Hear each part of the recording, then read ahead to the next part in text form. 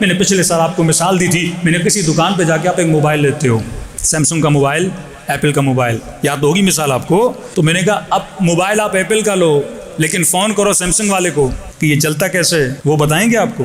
ہر عقل مند کہتا ہے جس کمپنی کی چیز ہوتی ہے گائیڈنس بھی اسی کمپنی سے لی جاتی ہے۔ پہلے تو یہ تعین تو کر تو کس کمپنی سے آیا ہے۔ بھائی ہر شے کا کوئی نہ کوئی بنانے والا ہے، چھوٹا سا مائک اس کا بھی کوئی نہ کوئی بنانے والا ہے۔ بچے کو پتا ہے چھوٹا سا موبائل ہو یا چائنا کا ہوگا یا کسی برانڈڈ کمپنی کا ہوگا، کپڑے بھی اسی طرح کسی نہ کسی درزی نے تو بنائے نا۔ پہلے یہ تو تعین کر تجھے بنایا کس نے ہے، اور جب کمپنی بناتی ہے تو گائیڈنس بھی دیتی ہے۔ تو یہ ہو نہیں سکتا کہ خدا تجھے بنائے اور وداؤٹ گائیڈنس تجھے چھوڑ دے۔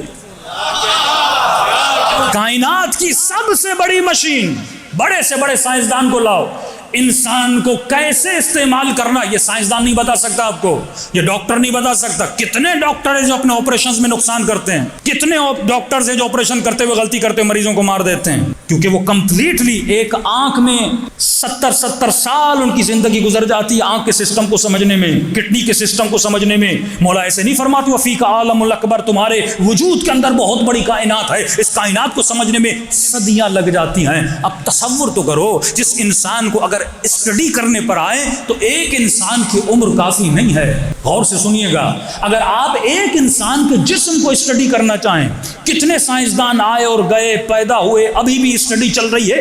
ایک انسان پہ اسٹڈی کرنے کے لیے لاکھوں سائنسدان بھی بیٹھ جائیں پھر بھی ان کی عمریں کم پڑ جاتی ہیں۔ تو کسی ایک ایسے انسان کا ہونا ضروری ہے جو ان لاکھوں پہ بھاری ہو اور اس پورے کائنات کے سسٹم کو جانتا ہو۔ ایسے امیر المومنین نہیں فرماتے علی زمین کے راستوں سے زیادہ آسمان کی راہوں کو جانتا ہے۔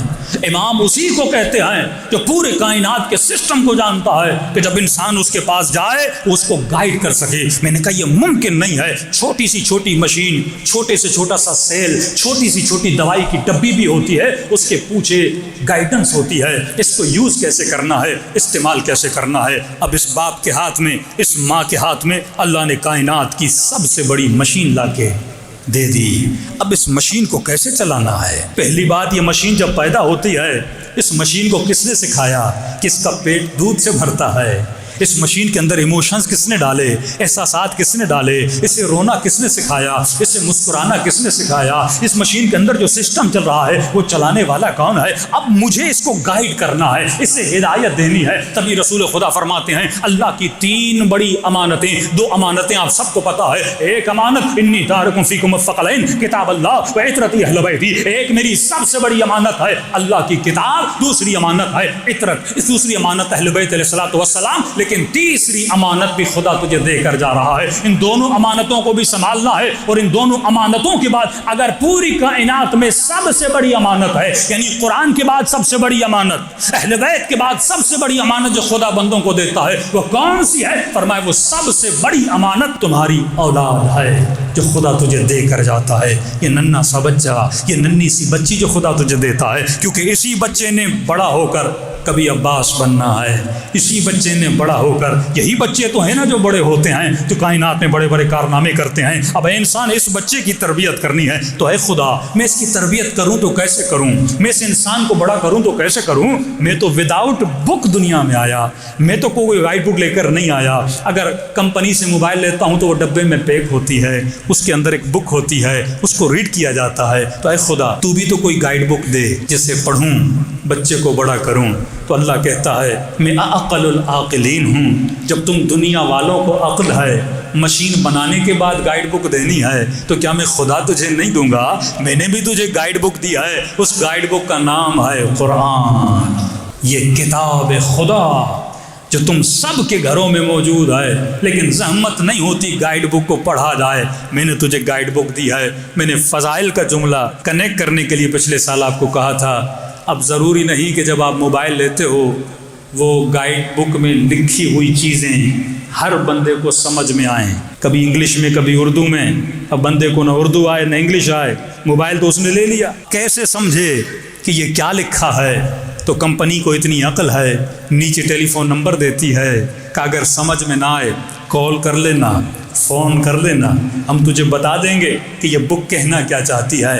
تو کوئی مسلمان یہ کہے کہ مجھے قرآن سمجھ میں نہیں آتی، مجھے عربی سمجھ میں نہیں آتی، تو کیسے ممکن ہے خدا تجھے خالی کتاب دے دے؟ اللہ نے بھی کچھ ایسی ہستیاں رکھی ہیں جن سے پوچھ سکتے ہو کہ قرآن کہنا کیا چاہتا ہے۔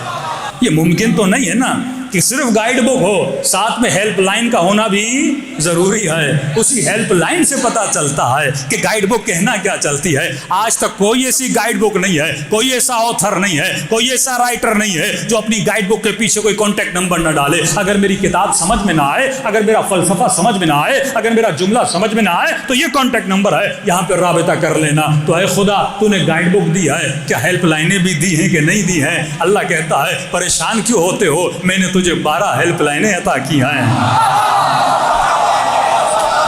یہ محرم کے دن کیوں آتے ہیں؟ تاکہ آپ کو کنیکٹ کیا جائے اس نمبر سے جہاں سے انسان کی ذہنی خلش دور ہوتی ہے، جہاں سے پریشانیاں دور ہوتی ہیں۔ امام وقت کا مطلب کیا ہے؟ امام زمانہ وہ ہیلپ لائن ہے، وہ ہیلپر ہے جو ہمیں بتائے گا قرآن کہنا کیا چاہتا ہے، دین سمجھانا کیا چاہتا ہے۔ تو میں نے بطور مزاح ایک جملہ بولا تھا، میں نے کہا ہو سکتا ہے کوئی مسلمان کھڑا ہو کے یہ بول دے، مولوی صاحب آپ نے بول دیا کہ گائیڈ بک بھی ہے، ہیلپ لائن بھی ہے، پھر یہ مسلمانوں کے 73 فرقے کیوں؟ گائیڈ بک بھی ہے، ہیلپ لائن بھی ہے، پھر مسلمانوں کے 73 فرقے کیوں؟ مسئلہ تو نہیں ہونا چاہیے، موبائل خراب ہوتا ہے فون کیا مسئلہ حل ہو گیا، کمپنی میں لے گیا وارنٹی تھی چینج کروا لیا۔ اب ہمارے ساتھ یہ ایشو کیا ہے؟ حدیث پڑھو تو سمجھ میں نہیں آتی، قرآن کی آیت پڑھو تو 10 تشریح ہیں، 10 تفسیریں ہیں۔ میں نے کہا ایشو یہ ہے اگر تو موبائل لے آئی فون کا، نمبر ملا ہے سیمسنگ کا، تو تجھے ہدایت نہیں ملے گی۔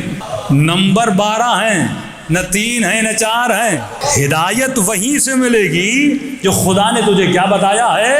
نمبر بتایا ہے، صحیح نمبر سے۔ بھائی چھوٹا سا ایک بندہ ہو، اس کا موبائل نمبر ہو 0300 یا 0306، 10 یہاں سے وہاں ہو جائے تو ایک بندہ تجھے نہیں ملتا۔ اگر تم علی کو پہلے سے چوتھے پہ رکھو گے تجھے ہدایت کیسے ملے